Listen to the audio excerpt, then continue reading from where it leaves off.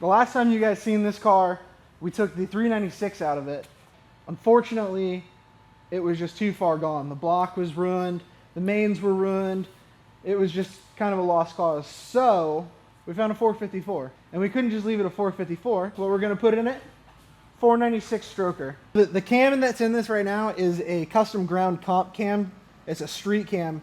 We don't need anything like radical or anything, so we just went with the street cam, and then basically all the top end, other than being AFR heads, is all comp cam. The rollers, the push rods, all that stuff. So realistically, this thing should make all the power and breathe all of the air. And you can see the headers, massive headers. We got a big intake and we got a big extake. The bottom end on it is a 10.5-to-1 compression, fully forged rotating assembly. With a lot of displacement, we need a lot of fuel, so we're going to be using a 950 Holley double pumper, and probably run some new custom lines and AN stuff for it and make it look all pretty. We're also going to be upgrading to a whole complete billet drive system with AC. We're going to be putting a vintage air kit in it, and we're also going to be converting brakes to power brakes, because you can't have all that power and not be able to stop it. I mean, the whole thing is beautiful. Look at this massive engine. I'm used to like little stuff. This is like big PP stuff right here. Went in here, we kind of cleaned up some of the engine bay. It had like a high gloss black on the fenders and on the firewall, and it looked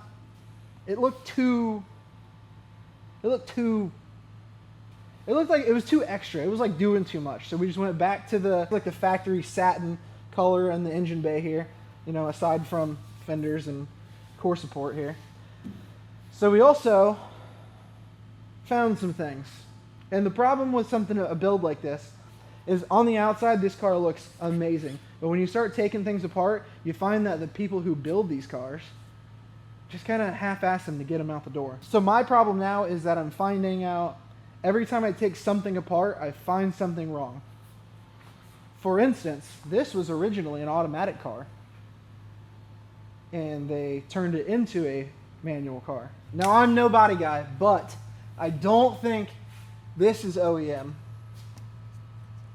That's the carpet, and it looks like they put floor pans in here, and then they just gooped it up with, I don't know, maybe some silicone or something. But this is not right. Maybe I don't know. I don't know why they did this, because this is the clutch, and there's plenty of room here. So I have no idea what happened here. So the Super T10 came in the Chevelle. It's a side shift, but they had a bigger tunnel than the Camaros do here. So it looks like they just cut this out of the way for the side shift rods to just kind of be here, because the shifter actually just comes straight up here. So this is the carpet for the inside too. So we need to figure out a way to close this up and then close this up, and probably whatever this is. Like I said, the more you look, the worse it gets. This big giant screw here is what's holding in the seat belt for the driver's side. I can see this being okay, but you have these for the seat belt. Why not utilize them? This is the screw that holds the shifter trim in. And then the further back you go, they have a Chevelle rear end, which was coil springs, I think, at one point, and then they welded these perches in. It looks like they did a pretty good job welding this in. But it's leaking a little bit, and obviously you can see where the arms used to be for the Chevelle, which they aren't on the Camaro, because this was a coil spring rear end. The exhaust, it just gets worse and worse. So this is where the old exhaust hangers were. They just crudely screwed them in here, which is funny because there was actually a bracket, an L bracket here, and instead of just using rubber hangers, they actually had coat hanger. They just crudely wired in this fuel pump. Wonderful, beautiful, can't wait for this to catch on fire. At least the rear end's built for a Chevelle, but I don't know. I mean, I don't want to keep taking it apart and fixing one thing, because every time I take it apart, I find 2 other things wrong. Next order of business, I guess, is to get this engine and transmission in here. I did go through the wiring a little bit and clean it up as much as I could. I'll loom all this stuff once I figure out where exactly it goes, but the majority of it is nice and loomed up, looking good, more organized. I cut a bunch of stuff out of here. It had power wires for an amp, which apparently there's an amp in the back seat, but the radio doesn't work. And then when I looked under the dash to kind of see what I was going to get myself into with the air conditioning, there's also wires under there that are bare, twisted together, cut, stuff doesn't go anywhere. I probably shaved 20 pounds of wiring out of the engine bay and under the dash, and I haven't even really done anything yet. That was just junk that was in there for no reason. Another issue that I had when I was taking the old master out, which was a master for not this car, and I wanted to put the master and booster for this car in. For some reason, they had this adjustable proportioning valve, which is the same one I use in my race car, like this, wired in the front for the front brakes coming out of the master into where the left front brake should come out and go into the hose. So they had this. I have no idea. I don't even see how the brakes worked, honestly. Another thing they did was they had these towers in here, right? They had these, and then this one's for the passenger side.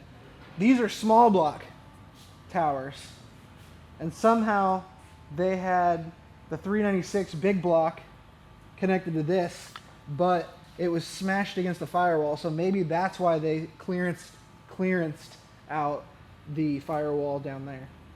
So we have so I bought new towers for big block. So we've got the engine all stripped back down enough. I took the valve covers off so I don't scratch them up, so we don't hit the brake booster. Took the headers off. Putting this in with the headers is gonna be a bitch, for sure. I'm gonna need multiple people probably.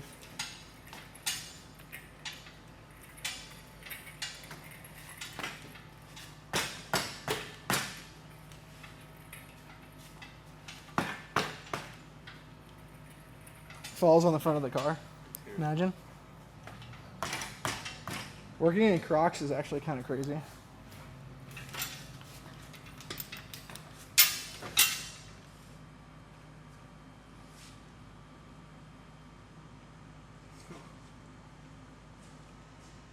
Are we good? Yeah. Plenty good.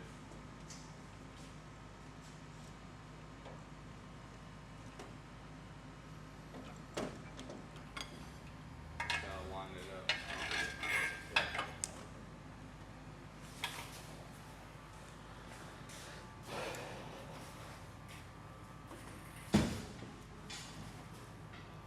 We're in there, kind of. Okay, this is where I do need a hand, I think.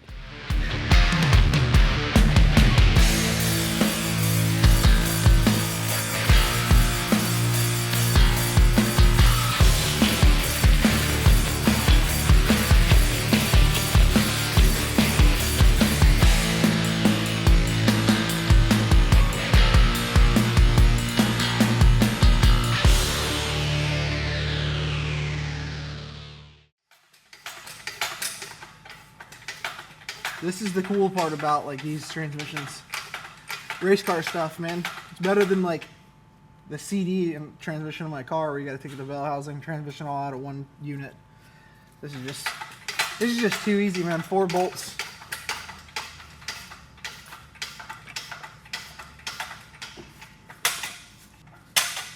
So right off the bat I can see we're still about 2 inches away from bolting this to the bell housing, and we're already up against where they crudely cut out the floor pan or the tunnel. So I'll probably end up cutting some more. Nice. Love that for me.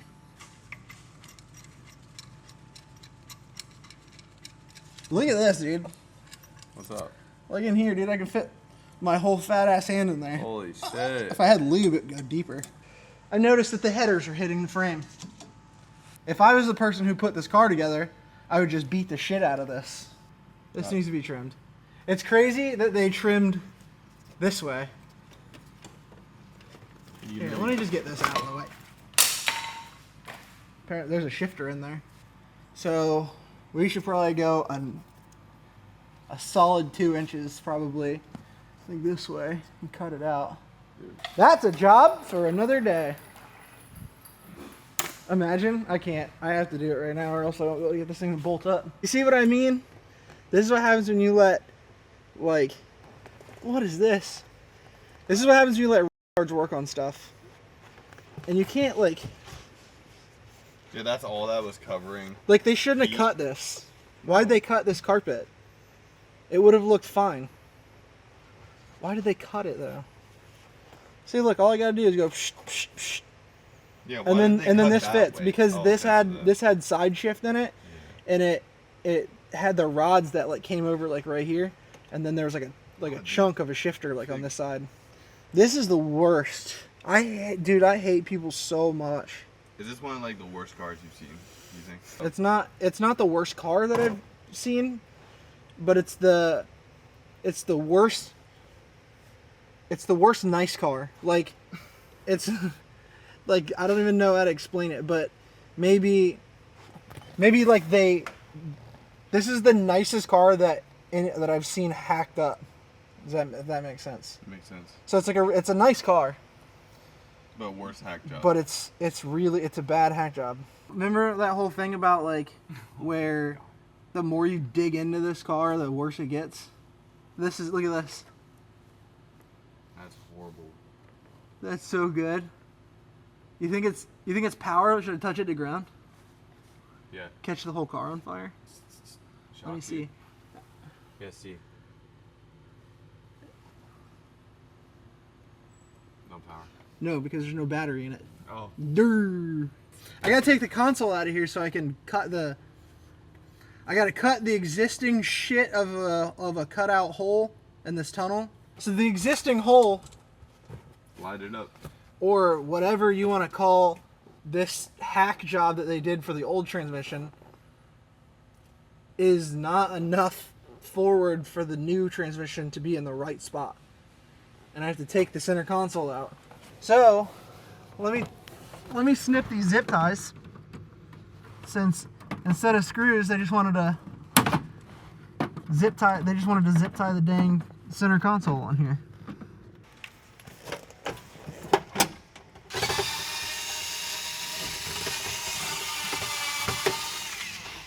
And that is what holds the whole entire center console, and is 2 zip ties and a screw. You gotta put a timer on that. That's factory, I think. At this point, I might as well just use this, right? Because what's the difference? You know, it looked like they just used a chisel and a hammer.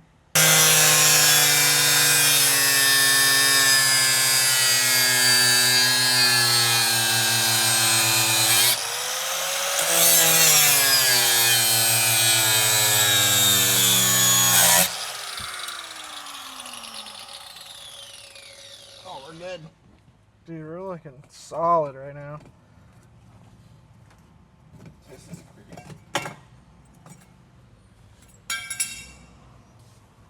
Nice. See, like, and then you just take your little grinder here and you just kind of clean this up. It doesn't have to look like shit like this. Yeah, it doesn't look like this. Looks dangerous. It is dangerous. TBH.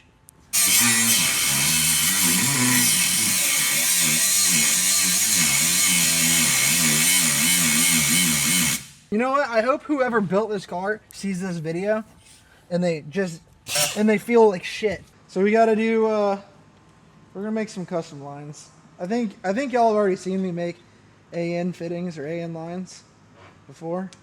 Basically, you're just gonna shove the end of this thing on here and then put it in here carefully without scratching it. It's probably gonna scratch it. And then I take a little bit of lubrication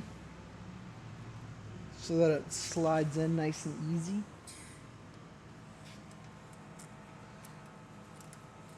And just jam it in there. And then, once you can't do it with your fingers anymore, you take a foreign object and you just get to spinning. And it doesn't have to be real tight, just snug. And now you have a really nice fitting.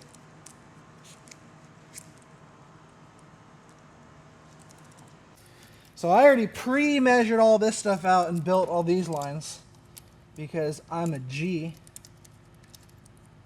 Watch, I put them on, they don't like work. It like doesn't work out how I wanted it. Oh dude, this is gonna be clean. I think. It works, it's working out in my mind. And then we go to this. So you can see your fuel pressure. Yeah. Nice. He wanted this gauge on here, so we're gonna give it to him. And then that, I feel like I should make a bracket or something that holds that onto the AC compressor, but that'll be for another time. And then this is the fuel filter, just a little dinky guy. Yeah, could you imagine the people that built this car? Were like, dude, what are you doing? You don't have to do that. That I've actually, you know, that is a thing too, because sometimes I'll do stuff like build these lines or whatever, and people will be like, I don't know why you did all this. You could have just put a hose on there and hose clamped it. Look, see, I didn't build the engine, hose clamp. Damn, you weren't capping. Nope, I would have done it AN to AN. Damn. It's just better, dude. It's like, instead of messing with hose clamps, if something goes wrong, you just unscrew it. Look. Oh, you got to take the carburetor off? Instead of like getting your needle nose pliers out, you just unscrew it with your wrench. Do this. You don't have to worry about the like ripping the hose off of there. You just do that. Yeah, it's so clean. This isn't actually an 18. I'm using a 19. No, the cool thing about AN stuff is you don't have to have them really tight. So I want to make a bracket that just kind of like maybe holds it to these lines right here. And then this comes up to the fuel. I would actually need brackets here, but I can use these OEM holes in the fender liner. And then we have a little bit of movement here. I think that's good. Okay, okay. This is stupid. We're gonna have to get rid of this, even though we need a piece of threaded rod for to go up on the carburetor so that I can sit on there. I can tighten that down. It's starting to look like an engine. I gotta figure out what this is. I don't know what this thing is. I think is that the coil? Distributor. That's what it is? It's a distributor? What does it do? A type of distributor. What does it do?